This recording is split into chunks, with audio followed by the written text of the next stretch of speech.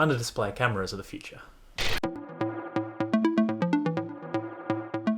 you think phones haven't changed all that much lately, just remember that it was only in 2015 when LG showed off the ticker display in the V10 to extend the display further around the camera. In 2017, we saw the first notch in the essential PH1. Meanwhile, in 2017, the Samsung Galaxy S8 looked like this. And the Apple iPhone 8 looked like this. Still chunky boys. So it's been a positive push to try to shrink the bezels as much as possible, as we're now getting more usable screen in the same physical footprint. Being able to hold some of these designs is another story. Back in 2015, the Galaxy Note came out with a 5.7-inch display. Some considered phablets to be a phase, being way too big, and you'd be crazy to go any bigger. But here we are with the S21 Ultra's honkin' 6.8-inch panel. Now the trend has managed to get all other components out of the bezels already, with the selfie camera being that last holdout. Apparently, it's an important thing in these dark zoomer times.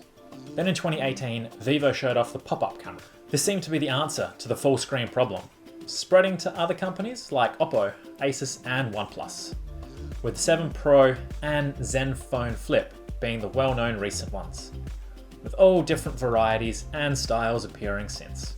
But as fast as they appeared, when the world needed them most, they vanished, with OnePlus 8 opting for a hole punch and the Zenfone 8 coming out with a hole punch variant. A few years rolled by with companies touting how good their under-display tech will be, but never really releasing anything. So now that it's nearly 2022, how's it look for commercial devices? First off, we have the ZTE Axon 20, first off the rank in 2020. Solidly mid-range device, but a good one to show off the tech, about what you'd expect for a first generation. The camera quality was hazy, the screen cutout was very noticeable, but an under-screen camera, roughly followed by the Samsung Fold 3. Sporting quite similar results with possibly a slight improvement.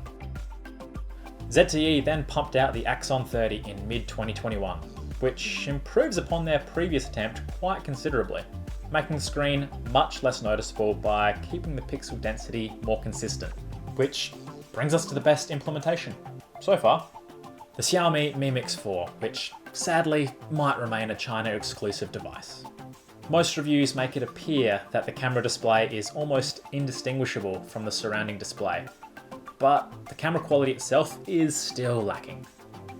Now the aim for these implementations is to keep the screen density consistent so it doesn't stand out, but also find a way to allow more light to pass through, with different methods being used like shrinking the pixels over the camera and trying out different pixel arrangements. As displays are made up of many different layers sandwiched together, the desire for more light transmission is even pushing these other layers to reduce their opacity. So where does this leave us for the future? Other companies are thinking of different approaches, with Google filing a patent for an idea involving a moving prism that would flip between screen and camera.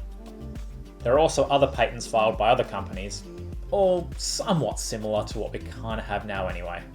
Considering how far the tech has come already, it will hopefully start being adopted by the more cautious companies within the next few years. Because as we see with the Mi Mix 4, the issue isn't really with the display anymore, but more the quality of the camera. Now, it would make sense that a camera obscured and then corrected with software would never be as good as a camera that's completely unobstructed. But where does the line get drawn there? People have different needs, of course, but for many, simple video calling quality might be enough. What does it mean if this technology gets perfected? It's exciting for a full display, sure, but what's next? One upside might be moving webcams underneath the display so you get full-screened laptops. This would extend into more natural video calling too, as you'd now be looking into a person's eyes with the camera underneath the image. You could add larger camera sensors or multiple lenses, as you no longer have the constraints of a notch or a hole punch. No more pill hole punches. Anyone that's experienced how unintelligent smartwatch gestures can be, how about a camera under the smartwatch display that can tell when you're actually looking at it, no longer activating with any old wrist wiggle. And obviously, getting Apple's Face ID or Google's Project Soli underneath displays would really be a crowning achievement of modern smartphone.